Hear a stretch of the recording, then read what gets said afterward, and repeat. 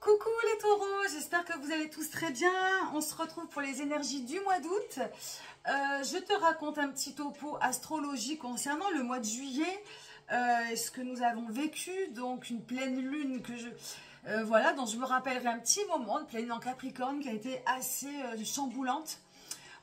Voilà, qui a un petit peu peut-être mis en question nos perspectives d'avenir, notre manière de travailler, nos responsabilités, en même temps des émotions à revendre, parfois trop canalisées, parfois qui débordent. Voilà, c'est un peu le thème. On a beaucoup de planètes, donc beaucoup de planètes lentes qui ont changé de signe, qui nous ont demandé d'acter du nouveau, et je pense qu'on a des difficultés à la nouveauté, on a des difficultés à l'ancrage, et ces planètes rétrogrades et nous invitent à ralentir et à mieux comprendre, à mieux savoir ce que l'on veut pour pouvoir enfin affirmer au grand jour ce dont on a besoin. Voilà, ce serait certainement des choses nouvelles puisque le monde change et qu'on évolue avec lui et que c'est pas évident. Ça, c'est un topo général.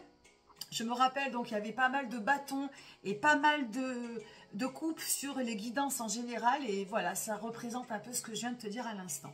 Je ferme la parenthèse, on va commencer tout de suite. Tu prends ce qui résonne, tu laisses le reste. Il n'y a pas de vérité, pas d'injonction, pas de prédiction. Je ne suis pas fan des prédictions. Voilà, ce sont des messages, des interprétations, des conseils. Tu en fais ce que tu veux, si ça peut t'aider, tant mieux. Et sinon, bah, tant pis.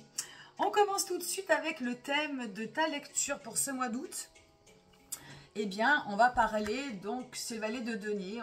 Ça va parler de, de ce petit boulet que tu as au pied et puis de ce petit projet peut-être que tu tiens dans ta main ou de cette nouvelle manière de voir les choses ou de cette nouvelle relation ou d'un nouveau travail ou de cette petite nouveauté dont je te parlais, dont tu n'as peut-être pas encore conscience, et puis à identifier ce qui te freine, ce qui t'empêche d'avancer, ce qui te fait peut-être reculer, ce dont tu n'arrives pas à te séparer.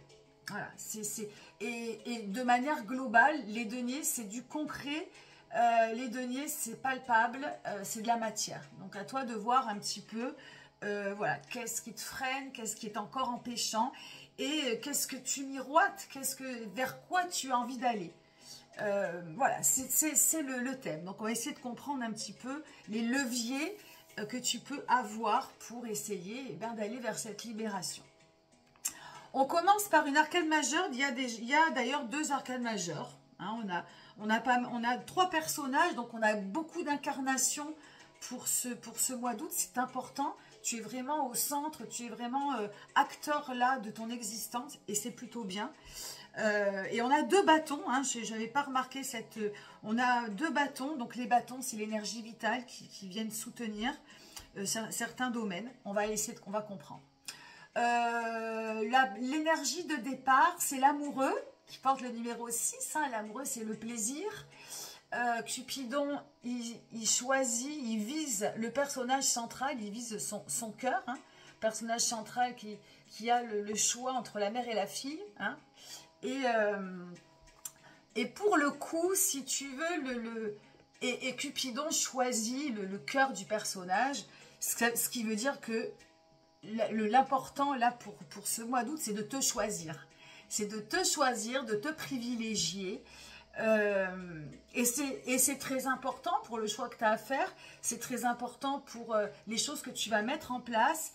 C'est de t'incarner, de te choisir, de vibrer tes propres plaisirs comme tu l'entends et pas par influence comme peut l'entendre Pierre, Paul ou Jacques. Donc voilà, c'est l'amoureux, c'est les plaisirs de la vie, c'est les plaisirs d'être entouré. Voilà, tout dépend de ce que tu vis actuellement. Le taureau est un signe épicurien. Normalement, ça ne devrait pas être très, très difficile. Encore faut-il le conscientiser. On peut se priver de certaines choses. Le but là, c'est vraiment de faire ce que tu aimes et d'aimer ce que tu fais. D'être vraiment dans l'harmonie, dans le plaisir, dans la joie.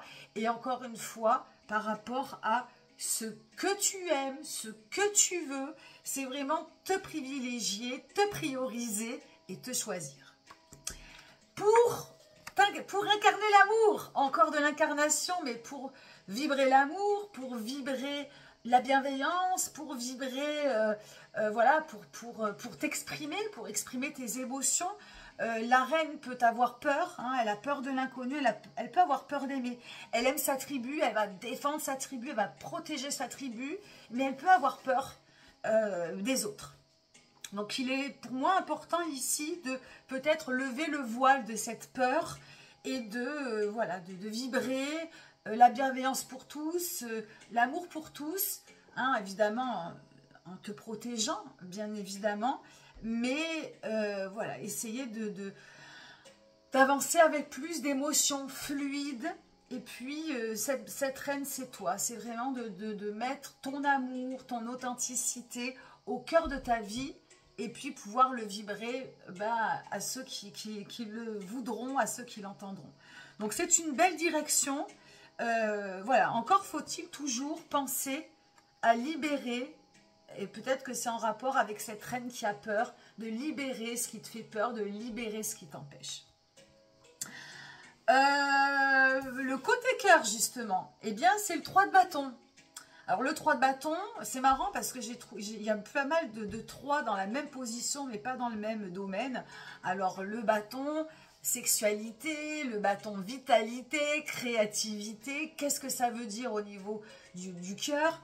Alors, c'est beaucoup d'énergie à canaliser, un élan de départ, une fougue de départ qui est très intéressante, qui peut être enthousiaste, joviale, légère, pouh, c'est du plaisir qui part dans tous les sens, c'est l'été, on en profite, hein, ça peut être voilà, de nouvelles relations, et voilà, tant que ça connecte au plaisir, très bien. Mais ça peut aussi partir dans tous les sens, il peut y avoir aussi beaucoup de colère, beaucoup de frustration, beaucoup d'énergie à revendre, mais non canalisée, et ça peut être débordant. Donc attention aux relations proches, voilà, attention aux relations proches. Voilà, ça peut être tout feu, tout flamme, et voilà, il peut y avoir des conséquences, donc attention à ça.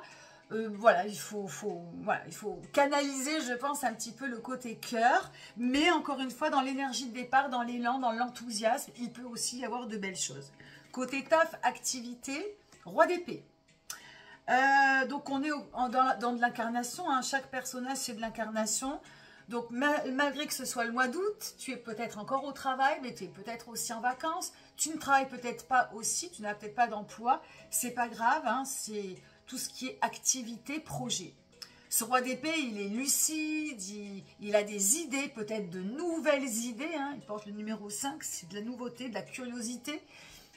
Donc ce roi d'épée, voilà, il consolide, il réfléchit à du nouveau.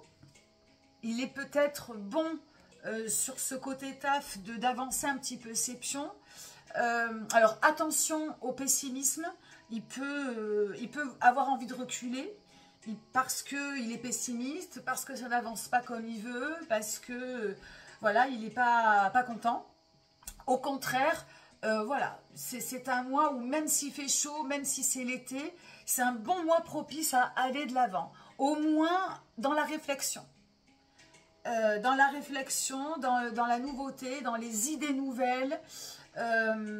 Donc pour moi, c'est un très très porteur pour les projets, très très porteur pour les activités, pour ton travail, si toutefois il y a, voilà, si tu travailles, si tu as envie d'évoluer ou si tu as de nouvelles choses à amener au sein du travail. Voilà, pour la santé, côté psychisme et spirituel, on a le 6 de bâton. Alors pour moi, ça matche bien, hein, avec l'amoureux, le plaisir, mais aussi avec le roi d'épée qui porte le 5-6. Hein. Donc il y a quand même de belles énergies qui matchent vraiment avec l'harmonie, qui matchent avec le plaisir. Ce 6 de bâton, c'est de l'énergie pure, c'est de la guérison, c'est de l'ancrage, c'est des choses qui se partagent. C'est beaucoup d'inspiration, on est bien dans sa peau, on est bien ancré, on le partage, on l'incarne, on le vibre. Et puis pour la santé spirituelle et psychique, c'est vraiment très très bon. Donc c'est un beau mois pour faire des choses, pour créer des choses, peut-être faire du sport, prendre soin de toi, faire des méditations, du yoga, te balader, te baigner. Je mets vraiment ces deux cartes en corrélation. Hein, l'amoureux qui demande dès le départ à te reconnecter, à te mettre dans le plaisir, à le conscientiser, très important, à retrouver, voilà, de faire ce que tu aimes. Qu'est-ce que tu aimes faire? Eh bien, fais-le, donne-toi les moyens de le faire. Au contraire, à la carte, si elle vibre bas, eh bien, on est dans de la superficialité, du nombrilisme, on est auto-centré. Et puis, en étant auto-centré, eh bien, ça peut fatiguer, on peut avoir tendance à se plaindre, on manque de joie, on manque de plaisir, on traîne un peu la patte, et puis plus on traîne la patte, et plus on commence à avoir des petits bobos à somatiser. Donc voilà, ce que je te conseille, c'est d'être vraiment, de voir le verre à moitié plein plutôt que le verre à moitié vide. Malgré tout, le mois d'août, on est dans l'énergie du lion, hein, de l'énergie du soleil. Et voilà, faut se faire vibrer. Vraiment, le taureau, pour ce mois, on a en plus une rétrogradation de Mercure qui va nous inviter aussi à revoir un petit peu notre mental, notre communication, notre manière de nous estimer. Donc, autant qu'il soit positif et lumineux. Voilà. Et pour terminer, le conseil du mois, le monde. Alors là, c'est le nec plus ultra, c'est un conseil, bien évidemment. Donc, le monde, là, il te dit, reste ouvert. Conscientise la joie, conscientise le bonheur. Conscientise la fin d'un cycle pour conscientiser le nouveau de quelque chose, comme une renaissance. Hein. Le monde, c'est la fin du parcours initiatique du tarot de Marseille, mais immédiatement, on ouvre quelque chose de nouveau. C'est le bonheur, c'est l'épanouissement, c'est la réalisation. Tu vois, la femme, elle est nue, elle traverse comme un vortex, une couronne de laurier en forme de sexe féminin, de vulve. Il y a beaucoup de sens, beaucoup d'épanouissement sur cette carte. Et pour moi, vraiment, c'est de vibrer cette résurrection quelque part, cette renaissance. Alors, quand je dis résurrection, c'est assez fort, mais c'est vraiment le fait de te prioriser, le fait de t'incarner, le fait de te choisir, le fait de choisir tout simplement et de dire c'est bon, je ne veux plus de ça, je veux ça. D'être vraiment dans ton ADN, dans ce que tu désires, ce que tu désirais peut-être pas hier, mais ce que tu désires aujourd'hui, être, aimer, faire, tout ça, quoi. Et c'est ce conseil-là que je te donne. Vibre vraiment ce que tu veux, ce que tu aimes, ce que tu es, plus que jamais. Voilà, c'est tout ce que je peux te dire. C'est un beau conseil. Et bien, sur ces belles paroles, je vais te souhaiter un beau mois d'août. Merci de m'avoir écouté. N'hésite pas à liker, à me laisser un commentaire si le cœur t'en dit. Et puis, ben, je te dis à très très bientôt. Bye bye les taureaux.